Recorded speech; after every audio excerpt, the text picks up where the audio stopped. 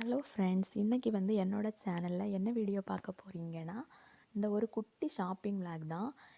இந்த கடை எங்கே இருக்குதுன்னு பார்த்தீங்கன்னா, நான் ஒர்க் பண்ணுற ஹாஸ்பிட்டல் பக்கத்தில் இந்த ஒரே ஒரு கடை மட்டும்தான் இருக்குது. இந்த கடையிலேருந்து தான் நான் தேவையான திங்ஸ் எல்லாம் வாங்கிப்பேன். நீங்கள் பார்த்தீங்கனாலே தெரியும், இந்த கடையில் ஒரு சில எமர்ஜென்சி திங்ஸ் எல்லாமே இருக்கும். பருப்பு வகைகள், அப்புறமா அந்த சாக்லேட்ஸு, ஒரு சில ஐஸ்கிரீம்ஸுமே இந்த கடையில் வச்சுருப்பாங்க. அப்புறமா முட்டை வச்சுருப்பாங்க. இங்கே பார்த்தீங்கன்னா தெரியும். இன்னும் பாருங்கள், இதுதான் ஐஸ்கிரீம்ஸு.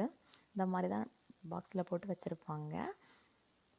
சேம் நம்ம இந்தியாவில் மாதிரி தான் வச்சுருப்பாங்க. அப்புறமா எண்ணெயெல்லாம் இந்த மாதிரி டப்பாவில் அடைச்சி வச்சுருப்பாங்க. நமக்கு தேவையான எண்ணெயை வாங்கிக்கலாம். ஆனால் எல்லா பொருளுமே இந்த கடையிலேருந்து வாங்க முடியாது. ஏன்னா எல்லா பொருளுமே இந்த கடையில் கிடைக்காது. இந்த மாதிரி ஒரு சில சாதனங்கள் இந்த கடையிலேருந்து வாங்கிக்கலாம். நான் பாருங்கள், லேஸ் எல்லாம் எவ்வளோ அழகாக வச்சுருக்காங்க. இந்தியாவில் உள்ள பாப்கார்ன் எவ்வளோ அழகாக கவரில் போட்டு வச்சுருக்காங்க. அப்புறமா பார்த்திங்கன்னா உருளைக்கிழங்கு, உள்ளி இதெல்லாம் இந்த மாதிரி தான் வச்சுருப்பாங்க. கவரில் கட்டி ஒரு கவராக தான் வாங்க முடியும். அப்புறமா பால் இதெல்லாமே இந்த மாதிரி வச்சுருப்பாங்க.